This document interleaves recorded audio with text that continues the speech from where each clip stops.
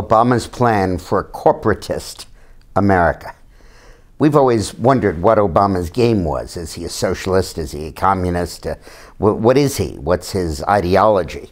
D'Souza said he's an anti-colonialist.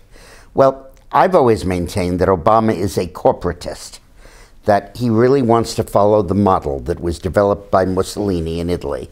It's called fascism, but that has racist connotations that are inappropriate here. But the idea that, and it was picked up, by the way, by de Gaulle and by many of the post-war governments in Germany and France and Italy. And the idea was that you would basically have an ongoing negotiation, a sort of floating crap game, where you'd have big government, big labor, big business, and the political and the politicians sitting at a table. And they would kind of divvy up the deal. They would kind of divvy up who gets what. And they would set policy and divide up the pie. Dukakis and Gary Hart in the 1980s were the apostles of this within the United States. It's the system that has resulted in 20 years of stagnation in Japan, because that's how the Japanese run their economy. And Eileen and I were looking through the Edward Klein book, and The Amateur, which is really a very good book. And in it, he recounts a dinner that Obama had with some historians 6 months into his term. During his dinner with the historians, Obama indicated that he had a preference for a corporatist political system in which the economy would be collectively managed by big employers, big unions, and government officials through a formal mechanism at the national level. Also known as state capitalism, it's a system in which the government picks winners and promotes economic growth. So the banks, the employers, the government, and the unions sit down and set policy for the country. Now the problem is that they get it wrong. I remember in the late 1980s, the MITI, the agency that runs Japan, this sort of conference, decided that the laptop computer was a fad, which wouldn't stay, and that Japan should put all of its resources into big, huge mainframe corporate computers. Well, you know how well that worked out. The American government said the same thing, but we didn't have the power to impose it. And instead, our individual entrepreneurs realized to go for the laptop, and that's where the U.S. reacquired a superiority that it had lost during the 70s and the 80s in this field. But this whole idea that you have huge entities that negotiate with each other.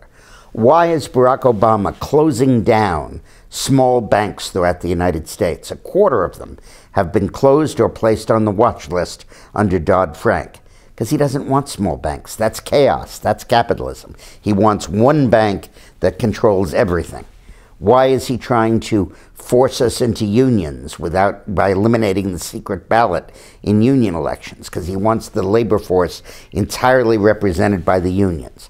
Why does he go out and buy up the stock in GM? And why did he advocate that as a solution for other aspects of the American economy? Because he wants big management sitting there and big government. And it's really how he wants to do a planned economy. And it's the exact opposite of the free enterprise system. And in a curious way, it's a Wall Street system, because the Republican Party has increasingly come to represent small businesses, independent entrepreneurs, people trying to make it on their own. And the Obama administration, through its relationship with Wall Street, has essentially co-opted the notion of working with the huge firms like Goldman Sachs in reaching out and taking over more and more of American free enterprise. That's his game, and Klein really pegged it. Obama admitted it. Thanks for watching. Now, Obama may be hitting below the belt, but Dubs doesn't. My dog, who's running for president in our new children's book, Dubs Runs for President, is a very clean campaigner. He wouldn't do any of that kind of stuff. But he is a competitor. He's running as the nominee of the Canine Party, opposing Felix the Cat on the Feline Party. So Dubs faced Felix in the general election. One would win, the other faced rejection. They each worked hard to get every last vote, campaigning by car, air, train, and boat, And you see here the debate between Felix and Dubs. And then Dubs was out every day, sun or rain, traveling around our country in his own private train. And every time that train came to a stop, Dubs gave a speech and came out on top.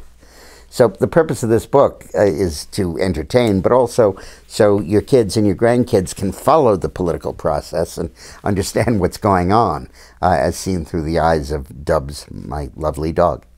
Thank you.